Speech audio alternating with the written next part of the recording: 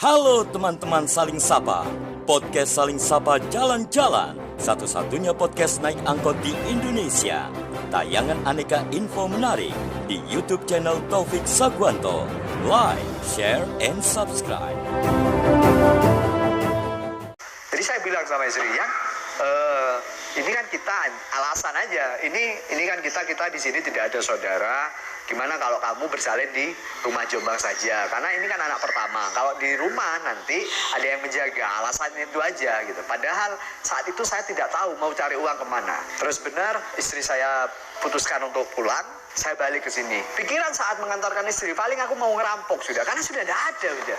Apa yang mau saya kerjakan? Cuman Allah masih takdirkan saya untuk tidak sampai ke arah sana. Jadi untuk biaya saat itu saya ya wis cari sampah akhirnya, mulung. 2 minggu saya cari sampah itu hasil 1,5 juta dan saya putuskan untuk balik ke rumah dan dapat uang 1,5 juta itu dari hasil mulung sampah itu gitu. Karena kan pengalaman saya di bidang sampah kan juga gede, jadi saya keliling di Soekarno-Hatta cari sampah itu gitu kan. Jadi 2 minggu dapat 1,5 juta saya pulang. Istri bertanya-tanya, dapat dari mana ini uang? Ada deh gitu. Istri tidak tahu saat saya mulung sampah itu, istri tidak tahu. Taunya saat sudah ke Malang ada yang cerita, Mbak, Mas Nanang saat nong, lu kenapa? Iya, kalau malam Mas Nanang mulung sampah. Nangis istri saat itu.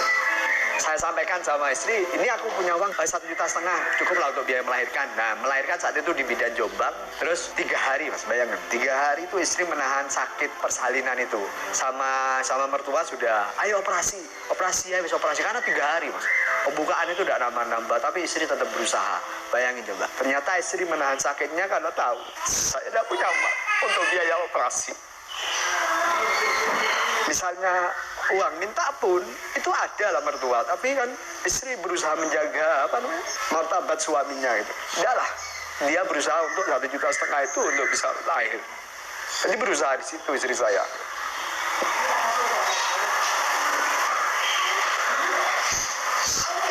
Saya tidak pernah bayangin 3 hari dia menahan sakit itu luar biasa. Jadi pas melahirkan alhamdulillah sudah selesai. Sampai lagi di titik terendah itu, saya bersyukur punya mertua yang mendidik saya itu keras. Keras dalam hal ini bukan kejam ya. Hari ini kan kadang kita sulit membedakan antara keras dan kejam. Di satu titik terendah, sudah tidak ada penghasilan, saya memutuskan berdua sama istri untuk transmigrasi. Karena katanya transmigrasi itu dapat A, B, C, D, F, G. Kita sudah nyusun surat-suratnya sudah. Saat itu saya buka istri, dan luar biasa mertua saya mendidik. Dan ini aku akan tiru suatu saat. Kenapa? Karena anak kalau kita didik dengan manja, habis sudah. Tidak usah dikasih ke lingkungannya tidak benar. Dimanja saja, anak sudah selesai. Jalan podcast saling sapa jalan-jalan, podcast saling sapa jalan-jalan, podcast saling sapa jalan-jalan, kita menyapa jalan-jalan, hutan di podcast sana. saling sapa jalan-jalan, Yuk kita podcast saling menyapa, sapa jalan-jalan, menyapa sungai yang di podcast sana. saling sapa jalan-jalan. Apakah hutanmu masih selebat dulu? Oh ya. Apakah sungaimu yang di sana masih seperti dulu bersihnya? Podcast saling sapa jalan-jalan, podcast saling sapa jalan-jalan. Masih. Ayo, kodi sapa kadit iki? Oh iya. Hai podcast saling sapa jalan-jalan. Kali ini sore-sore nih kita ini ya berkeliling Kota Malang bersama seorang entrepreneur muda.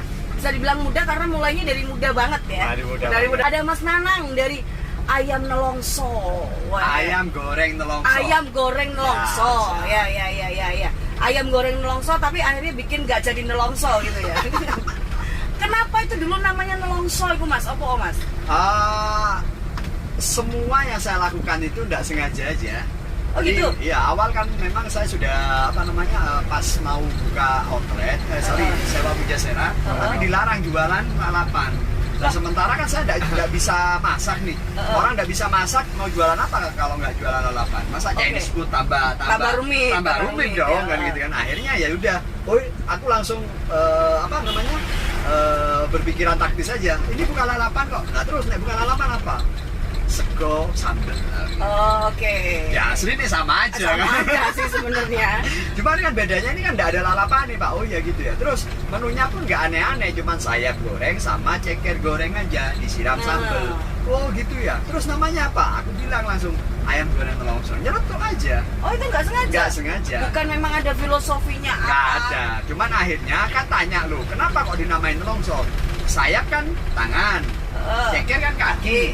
Ibarat kalau tangan dan kaki manusia diambil, nelongso atau rasanya? Oh gitu. ya. Oke, akhirnya nemu filosofinya Nemu gitu. filosofi Padahal aja. awalnya nggak sengaja. Nggak sengaja. Ya. Ini dulu kan ayam goreng nelongso ini brand ini jadi hits Ya. pada era itu kan karena memang harganya yang terjangkau banget Harga yang terjangkau.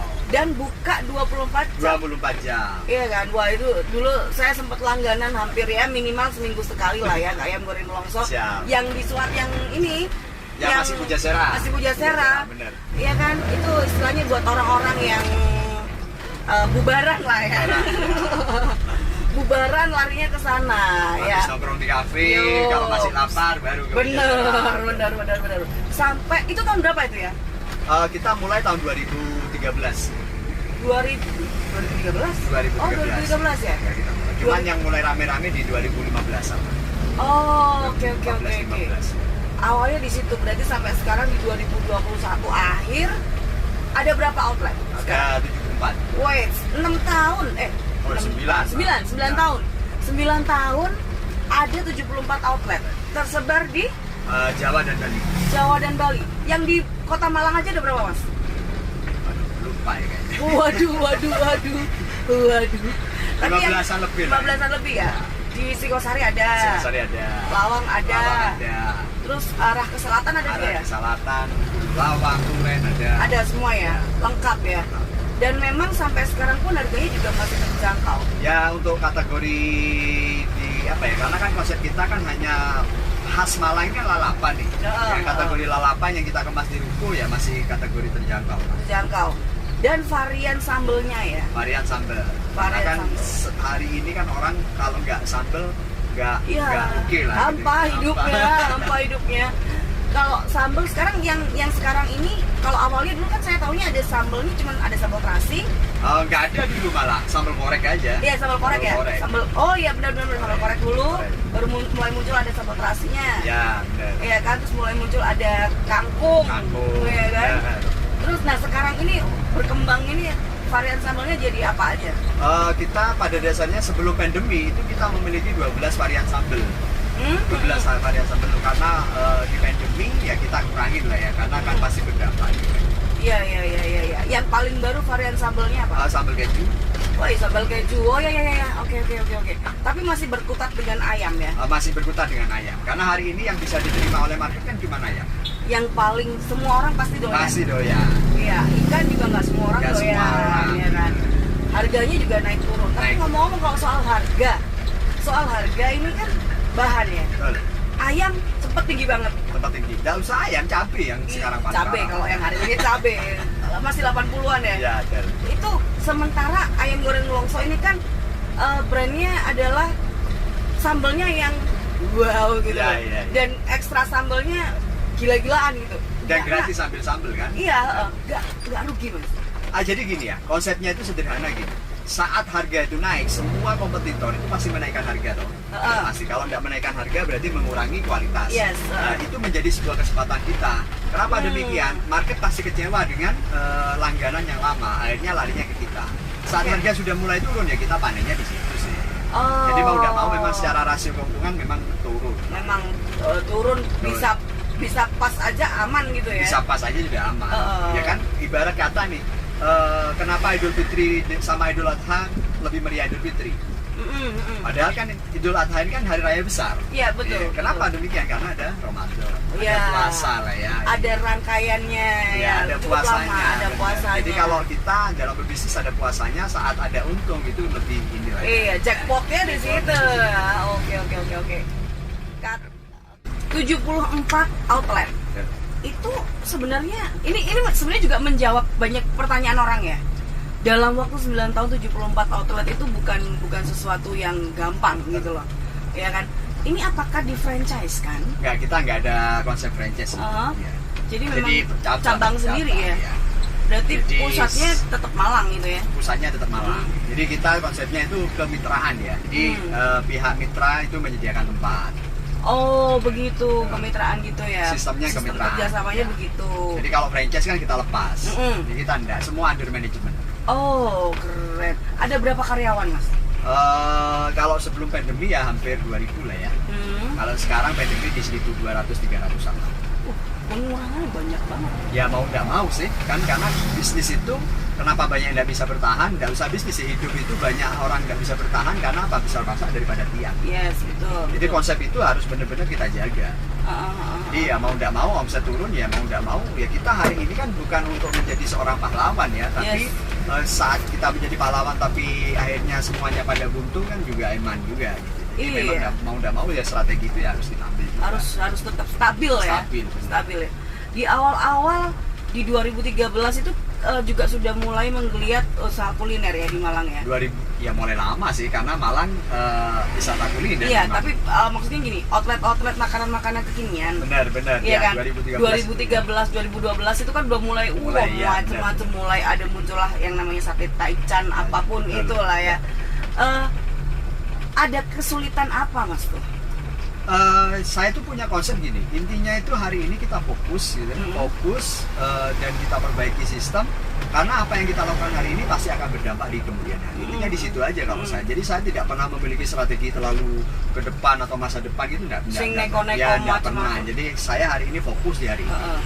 Karena apapun yang kita fokuskan hari ini hasilnya pasti bisa kita petik di kemudian hari. Oke. Berarti kalau misalnya secara makanannya, ya kan, ayam goreng nelongso ini sejenis dengan produk-produk yang lainnya. Banyak pasti. Banyak. Iya kan. Yang lebih duluan juga ada, yang baru muncul bahkan mungkin yang terinspirasi dari ayam goreng nelongso juga banyak. Antisipasinya biar tetap stabil gimana, Mas? Jadi gini ya, dari pembeda saya dengan pembeda kompetitor yang lain itu kan gini. Bahkan pesaing kita hari ini mungkin 70% dari pesaing kita itu ex karyawan kita. Oh, oke. Karena apa? Karena memang saya membangun konsep itu semuanya ya kita ajarin. Bahkan bisa saya jamin karyawan yang kerja di tempat kita, asalkan secara grade dia bisa naik, bisa tumbuh, 6 bulan saja keluar bisa kok bikin. Bisa buka sendiri ya? Bisa pasti. Oh, okay. Apa nggak takut? Ya bagi saya rezeki nggak mungkin ketukar lah. Hanya sadar jepit yang ketukar. Sadar jepit itu banyak hilangnya. Banyak hilangnya ketukar dengan yang lebih busuk. Apalagi pas Jumatan, ya kan? Itu anu lah, teori sadar jepit lah ya. Jadi, tapi kalau saya konsepnya gitu aja. Jadi loss gitu. Daripada nih ya, daripada kan hari ini ilmu itu kan sudah banyak di Google, YouTube semua share ilmu. Daripada pahala diambil mereka kan mending buat saya amal jariah. Iya, betul. Bijak sekali loh. Bijak sekali. Entrepreneur muda ini luar biasa. Terus ini Mas, kalau ngomongin soal yang namanya karyawan itu kan biasanya pasti, wah ini brand sebesar ini kok gini banget sih, ada aturan kan, pasti akhirnya ketika sudah berjalan pasti punya sistem. Pasti ya. Iya kan? Brand sebenarnya kok sistemnya begini ya gitu. Pernah nggak maksudnya ada kritikan dari karyawan gitu? Banyak. Ya kritikan bagi saya itu kan wujud dari rasa sayang sih. Wujud dari rasa sayang ya kita akan kita akan tampung, kita akan evaluasi karena kan namanya sistem itu tidak akan stuck di satu titik gitu. Semua pasti akan berkembang. Perkembangan ini dari mana ya? Dari kritikan itu. Okay. Bahkan ini untuk saya secara pribadi, konsumen atau karyawan, kalau tidak ada yang mengkritik, saya akan bayar orang untuk menjadi mystery shopper untuk bisa mengkritik outlet kita. Oh, betul. Itu lagi jarang dilakukan loh. Kalau dulu sempat banyak yang company pakai jasa seperti itu. Tapi sekarang lagi jarang dilakukan mungkin karena efek pandemi. Ya, efek pandemi ya. Jadi mau nggak mau kalau ini usaha kuliner, apalagi nelongso ini kan identik bullyable ya. Jadi kalau nggak ngebully di nelongso nggak sah gitu ya. Jadi kalau tiba-tiba nggak ada yang ngebully, ini something. Jangan-jangan konsumen saya sudah mulai nggak sayang nih sama saya. Atau udah mulai, ya udah deh gitu aja. Udah deh gitu. Jadi bagi saya dikritik saya bahagia sih. Oke, berarti lebih baik punya konsumen yang tidak puas ya? Mendingan ada konsumen yang tidak puas daripada mereka tidak mereka puas tapi tidak diam-diam aja gitu. Sehingga bagi saya tidak ada introspeksi. Iya, oke. Benar. Selama pandemi ini ketika ada pembatasan jam. Ya, ada pembatasan jam.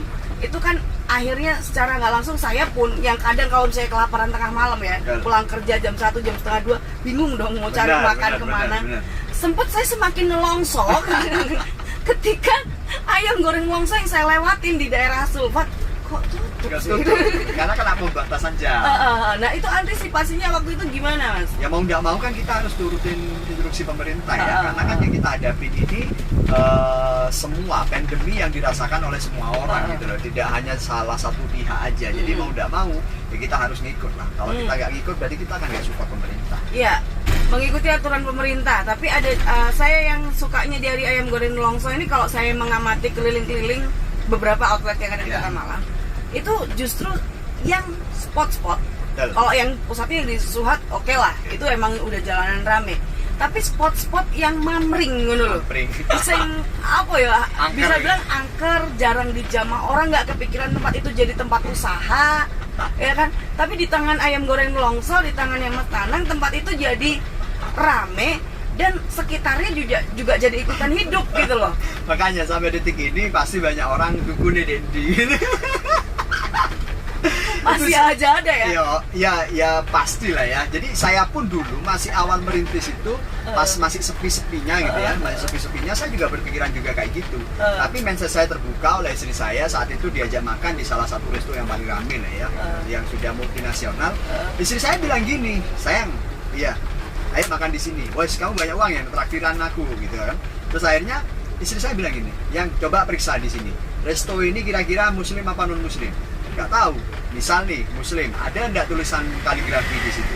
Ayat suci, ayat kursi kayak Yasin kayak segala macam ya, secara icon nggak ada.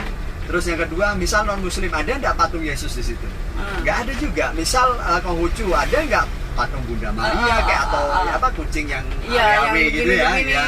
Tapi nggak ada juga. Terus kenapa tidak ada orang yang pernah bilang gini, tumben dia tutup? Nah, biasanya kan kebanyakan para pedagang warungku buka padahal dikira tutup ya kan? Jangan-jangan ini diguna-guna orang kayak segala macam. Tapi yang multinasional ini kenapa kok tidak ada orang yang berpikiran tumben ini tutup? Apakah ditutup orang gitu? Tapi kenapa tidak ada yang nyihir kayak segala macam? Nah, pada dasarnya berarti kan semua pasti ada ilmunya nih. Nah, saat kita mulai belajar dan lain-lain, ternyata dalam teori marketing itu outlet itu harus 7 detik kelihatan. Jadi sengebut 7 detik kalau outlet itu tidak kelihatan ya sudah selesai. Bikin orang nengok lah ya. Bikin orang nengok ya, contoh kita sebut McD lah ya. Ya siapa yang nggak kelihatan? Iya, secara logonya gede pemilihan ya, logo. tempatnya juga terang benderang gitu kan. Ya, jadi seperti itu. Oh, oke. Jadi berarti intinya faktor-faktor X itu mungkin buat sebagian orang dianggap ada. Ya ada gitu kan. Karena kita kan dalam Islam pun kan juga rukun iman ini ya mempercayai yang gaib. Betul. Jadi mau nggak mau ya kita bukan nggak percaya aja gitu. Iya, memang ada. Cuman yang kita hadapin ini, yang kita mau jual produk kita kan ke manusia, bukan yang gaib. Betul. Nggak mungkin jin bisa di briefing ya. Gitu lah. Oke. Nah, kalau hal-hal seperti itu kan memang ada, pasti akhirnya kalau orang kompetitor udah nggak ngerti bagaimana cara menyerangnya, akhirnya faktor itulah yang dipakai. Faktor X ya. Iya kan. Ya mesti aja nang kono rame wong dukune toko kene padahal dia nggak tahu ya kan. Nah, kalau dia mikirin gimana caranya outlet 7 detik kelihatan itu loh, dia nggak tahu gitu. Semua ada ilmunya, semua ada caranya. Semua ada ilmu, semua ada caranya lah ya. Nah, ini yang pertanyaan banyak orang ya Mas. Saya pun juga bertanya-tanya. Terus saya juga akhirnya sempat beberapa tahun yang lalu akhirnya memperhatikan, kenapa judulnya ayam goreng nelongso tapi logonya bebek. Banyak yang masih nanya itu Mas. Oke, jadi pada dasarnya semua itu yang saya lakukan unsur ketidaksengajaan. Kita nggak pernah kita nggak pernah konsep yang aneh-aneh itu enggak, karena saya bukan orang yang kreatif. Saya memang orang lapangan yang dibesarkan di lapangan. Jadi ya saya mau nggak mau ya poin terbesar dalam prinsip hidup saya itu saya tidak pernah peduli tugas kita ini hanya ikhtiar atau melakukan aja. Berhasil nggak berhasil bukan urusan kita, Urusan belakang Gusti. ya. Urusan Gusti Allah. Karena dan bagi saya juga dengan meningkatkan ikhtiar atau usaha, paling tidak wajar dong kalau saya berharap keberhasilan karena peluang saya semakin besar daripada orang yang tidak melakukan usaha. Yes, betul. Nah, terkait dengan nama itu tadi, ya saya jualannya dulu bukan bukan ayam goreng longso, tapi geria bebek. Oh, awalnya. Awalnya geria bebek. Oke. Nah, saat di Pujasera itu nggak boleh jualan lalapan, saya adakan menu namanya ayam goreng nelongso. Oh, itu awalnya judul menu. Judul menu, jadi wajar dong kalau logonya kepalanya bebek. Akhirnya saat 2013 atau 14 itu kebakaran di Jalan Benua Sutami, seluruh televisi nasional memberitakan bukan geria bebek yang kebakaran, tapi ayam goreng nelongso. Akhirnya saat saya buka kembali, daripada saya harus import gede-gedean gitu kan, Mikirin logo lagi. Akhirnya geria bebeknya kita hapus karena diberitakan ayam goreng nelongso. Jadi ayam goreng nelongso yang kita taruh, logonya saya pertahanin daripada saya mikir logo baru. Iya. Berarti viral. karena sebuah musibah. Karena sebuah musibah Akhirnya menu ayam goreng nelongso itu naik. menjadi brand. Oke. Berarti banyak hal yang secara tidak sengaja, Betul. bahkan termasuk musibah pun. Musibah. Ya Itu- siapa yang mengharapin musibah? Iya. Ya adalah. Tapi kalau misalnya kita bisa mengambil poin positifnya Ya. dari segala hal yang terjadi di hidup kita, itu bisa jadi apa ya? Bisa jadi motivasi bagus juga buat Betul. diri kita. Betul. Buktinya dari kebakaran, Dari kebakaran. judul menu aja akhirnya jadi brand sekarang. Cuman lagi-lagi kan gini, orang bicara terkait dengan ini cuma beruntung aja. Bagi saya beruntung juga harus ada rumusnya dong. Iya dong. Jadi kerja keras tetap itu wajib. Iya. Ketemu dengan peluang ini kan kebakaran dan diambil. Diambil barulah jadi beruntung. Kan banyak teman-teman kita, saudara kita kerjanya pontang-panting tapi nggak kaya-kaya juga. Ya karena Ya. masih belum ketemu peluang atau sudah ketemu tapi dia nggak ambil. Nggak peka. Nggak peka gitu. Ada yang santai saja tapi dia cuannya gede. Kenapa demikian? Peluangnya ternyata yang menghampiri gede juga gitu loh. Dan dia berani resiko untuk ngambil itu peluang. Oke. Pernah selama 9 tahun menjalankan ayam goreng nelongso, ada pengalaman yang pernahkah ada di pengalaman yang di titik terendah nih, Mas? Alhamdulillah ya, kalau untuk ayam goreng nelongso sendiri titik terendahnya saat itu memang posisi kebakaran itu sih. Itu tahun berapa? Tahun 2013-14 itu. Outlet ke berapa? Outlet ketiga, cabang ketiga. Cabang ketiga ya?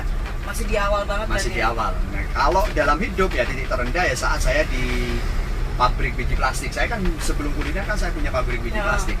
Oh, oke. Ya semua tersita lah. Sampai saya berdua saking romantisnya sama istri tidur di pom bensin selama 2 minggu. Oh, so sweet. Tapi itu menguatkan loh. Menguatkan ya. Ada chemistry yang semakin terjalin, akhirnya menguatkan. Support sistemnya jadi. Siap. Dan terbukti meskipun ketika dapat musibah kebakaran juga bisa saling kuat. Saling ya kan? kuat. Kan semua yang ada di belakang layar pada dasarnya kan istri saya sih. Iya, Jadi yang iya. pada dasar yang pinter itu istri saya. Jadi Oh. banyak orang-orang itu yang bilang, memang Mas Nanang itu gak pinter kok, si pinter bojone. Tapi saya tetap menyangga, justru pinteran aku karena aku pinter memilih istri pinter. Iya.